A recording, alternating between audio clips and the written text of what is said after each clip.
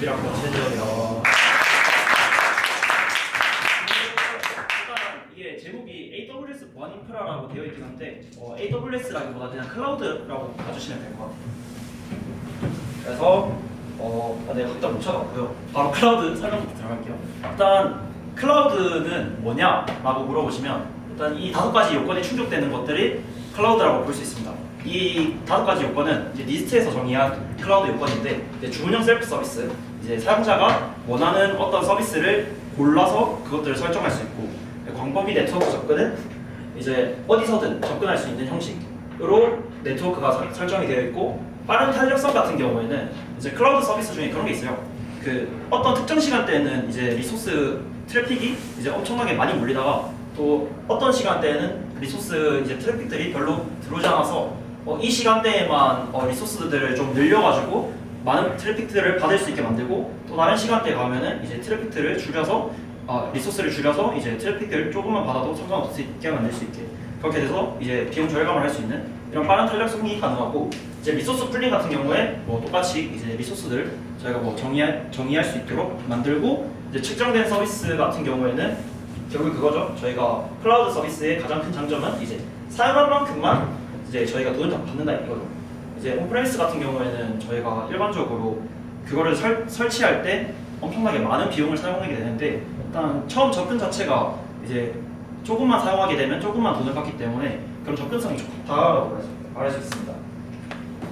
그래서 이제 클라우드 서비스 모델을 보면은 이제 IaaS, PaaS, SaaS 이렇게 나눠지게 되는데, 그냥 간단하게 예시로 설명해 드리면 IaaS 같은 경우에는 이제 EC2 같은 거죠. 이제 저희가 AWS에 들어가서 처음에 EC2를 만들게 되면은 이제 뭐라 그래야 되지? 하나의 리눅스 같은 거를 저희가 그냥 따로 받을 수 있는 겁니다. 그래서 거기서 서비스를 설정하고 여러 가지 것들을 할 수 있는. 그다음에 파스 같은 경우에는 어떤 서비스의 형태예요. 그래서 이것도 AWS를 예로 들 것 같은데, AWS에 있는 RDS, 이제 데이터베이스, 관계형 데이터베이스 같은 어떤 서비스를 받아서 저희가 따로 설정할 수 있는 거고, 그다음에 SaaS 같은 경우에는 저희가 뭔가 직접 설정할 필요 없는, 어떤 설치가 필요 없는, 이제 예로 들면은 오피스 365, 저희가 뭐 많이 쓰는 파워포인트 이런 걸 쓸 때 쓰는 오피스 365 같은 것들이 이제 클라우드 서비스의 일종이라고 볼 수 있습니다. 자, 그러면 이제 클라우드에 대해서 알았고, 이제 클라우드 보안에 대해서 얘기를 하게 되면은 이제 클라우드 보안만 얘기하면은 뭔지 잘 모를 수 있어요.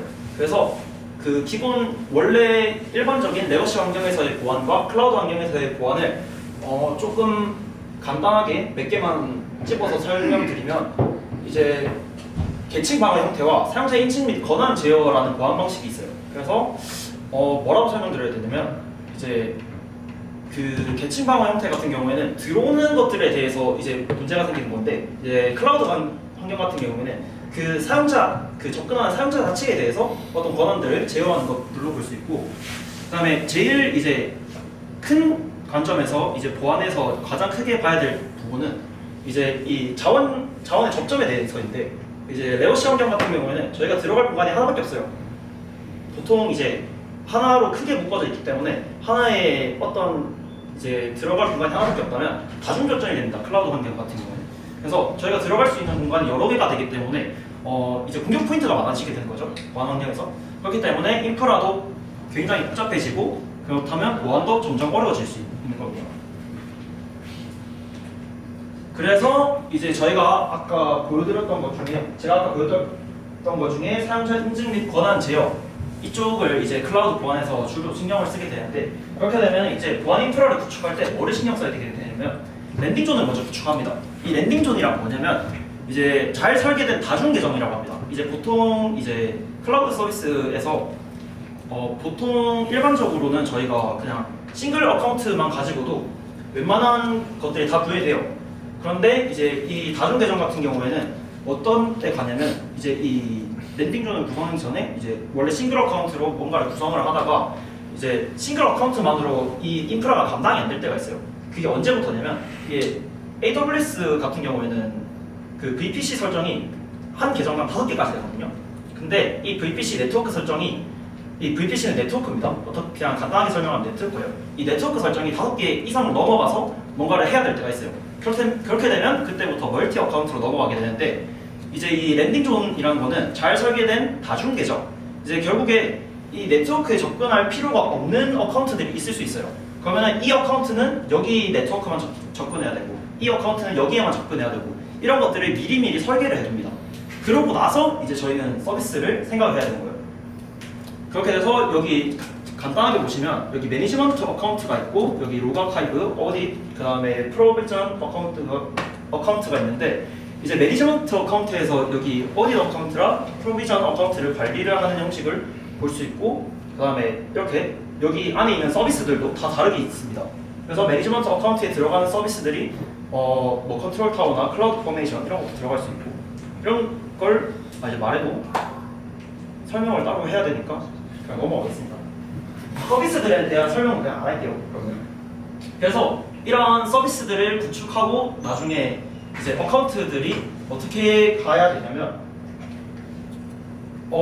이제 이 사이버 보안에서 가져갈 때 어떻게 가져가냐면 CSF라는 걸 가져갑니다. 이제 니스트에서 정의하는 건데 이것도 일단 니스트는 니스트를 제가 설명 안 드렸구나. 그걸 미국 국제표준기술연구소라고 이제 그냥 국제적으로 기술 연구를 할 때 이제 여기서 보통 다 정의를 내립니다. 근데 이 사이버 세큐리티 영역에서 어떻게 프레임워크 이제 태스크가 진행되는지를 이제 정의 내린 건데 아이덴티티 이제 식별이죠. 프로텍트 보안, 디텍트 탐지, 리스폰드 대응, 그 다음에 리커버 복구 이 순서로 이제 대응이 되게 됩니다. 그래서 그렇게 되면은 이 순서에 따라서 어떤 서비스들이 들어가고 어떤 어카운트에 어떤 서비스들이 들어갈지를 저희가 나중에 이거를 보고 정하게 됩니다. 근데 이제 저희가 이 서비스들 AWS에 있는 서비스들을 고려하기 전에 항상 목적성을 먼저 정해야 됩니다. 이 보면은 AWS 도큐먼트에도 이 어떤 서비스들이 어떤 어카운트에 들어간다라고 정의가 되어 있긴 한데 항상 그걸 따르는 건 아니에요. 왜냐면은 이 어카운트는 기업에 따라서 어떤 형식을 원하는지 다 다를 수 있기 때문에. 그래서 이 아까 말씀드렸던 아이덴티티, 프로텍트, 디텍트 이 태스크 순서들을 이제 AWS 서비스들로 이제 분류를 해보면 이렇게 나올 수 있습니다. 그래서 뭐 이런 서비스들은 이거 AWS 세큐리티 서비스 에코시스템이라고 인터넷에 검색해보시면 바로 나올 거예요. 그래서 이 서비스들이 이런 형태로 구성이 되고 이런 것들을 통해서 태스크가 진행될 수 있다. 그래서 이런 것들을 보면 아시겠지만 AWS 세큐리티와 관련된 서비스들이 굉장히 많죠. 그래서 저희가 AWS라고 제일 처음에 클라우드에서 붙여놓은 이유는 AWS가 이제 점유율 1등이죠. 1등인 이유는 일단은 기본적으로 일반적인 서비스가 모든 클라우드 서비스 중에 제일 많습니다. 그래서 일반 서비스도 제일 많고 그 다음으로 이제 시큐리티 서비스 그게 제일 커요. 이제 시큐리티 서비스가 거의 한 10개에서 20개 이상 정도 차이가 날 겁니다. 그래서 이런 시큐리티 서비스가 굉장히 잘 되어 있어서 보통 기업들이 AWS를 선택해서 이런 에코시스템을 구축하고 자기들의 인프라를 구축한다고 볼 수 있습니다.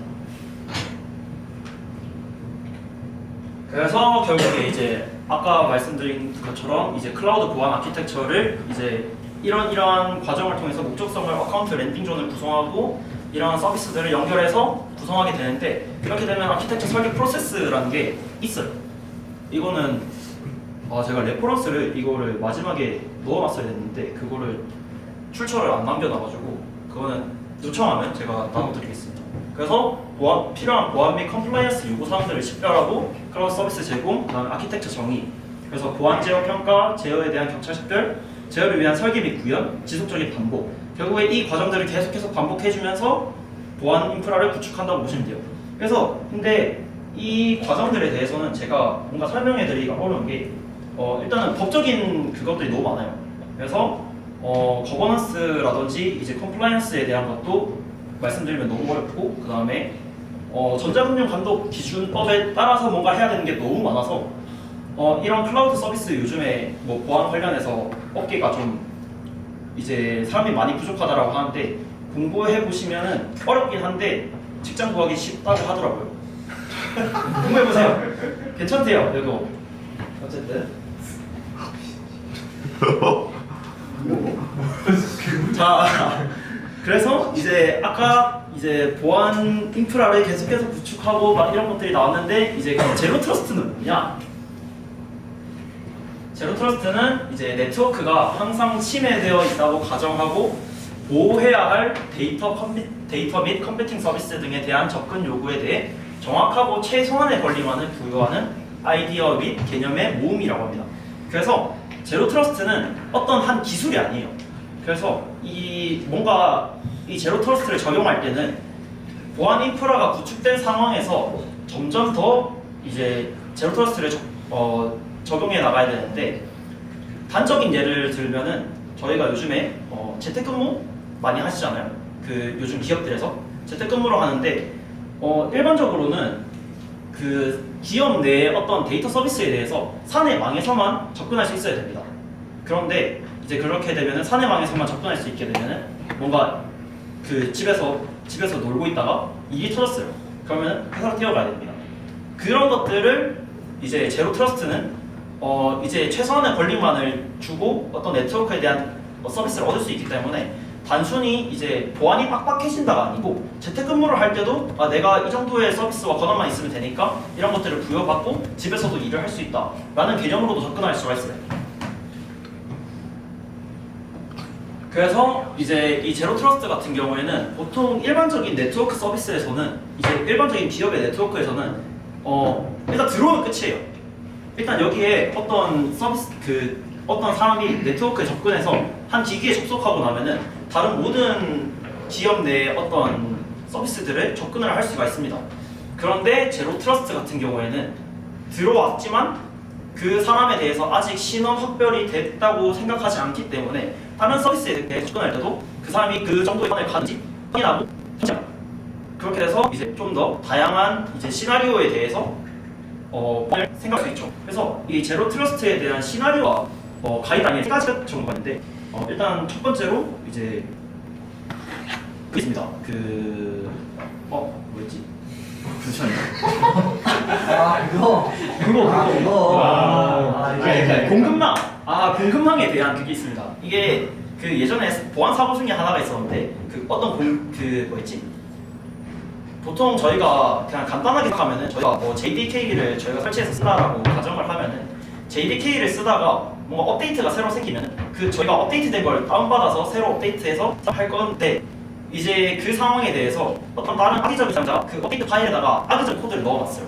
그렇게 되면은 그 공급망에서 받은 어떤 데이터들이 그게 확실하게 데이터가 이제 안전한지 저희가 확인할 수 없죠. 근데 이제 제로 트러스트 같은 경우에는 네트워크에 이게 들어올 때부터 얘가 정확하게 확실하게 안전하게 되었는지 확인하고 내보내기 때문에 그런 것들을 안전하게 막을 수가 있습니다. 또 그 다음에 또 이 제로 트러스트 같은 경우에는 저희 일반적인 사용자가 사용하는 게 아니고 보통 기업 내에서 사용하는 거기 때문에 이제 기업 내에서 내부자들 이제 보통 뭐라고 보면은 이제 산업 스파이 있죠.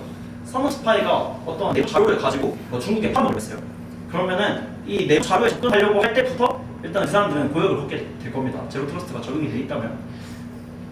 그래서 이런 제로 트러스트가 적용이 됐을 때 그런 제가 명확한 예시를 들 수 없어요. 어떤 기술력이 뭐가 돼 있는 게 아니기 때문에 하나의 아이디어고 개념이기 때문에 명확한 예시를 들 수는 없는데 어떤 그런 상황에 대해서 다양한 방법으로 보안을 진행할 수가 있다라고 볼 수 있습니다. 그래서 이제 이거를 적용할 수 있는 이 제로 트러스트를 적용할 수 있는 간단한 오픈 소스가 있어요. 이 오픈GT라고 저도 아직 다 못 봤는데 뭐라 그래야 되나? 아까 말씀드렸듯이 재택근무자 있죠. 재택근무자가 또 집에서 뭔가 일을 할 때 그 사람이 사내 기업망에 있는 게 아니기 때문에 집에서는 뭔가 접근을 할 수 없습니다. 그런데 보통 일반적으로는 그러면은 VPN을 사용할 수도 있어요. 이제 VPN을 사용해서 네트워크에 접근할 수 있도록 해주는 데가 있는데 그것보다 이제 오픈GT를 사용하게 되면은 어디까지 보안을 할 수가 있는 제로 트러스트가 적용되어 있는 이 오픈소스거든요. 그러면 JWT 토큰을 받아서 그 기기에 대한 인증을 먼저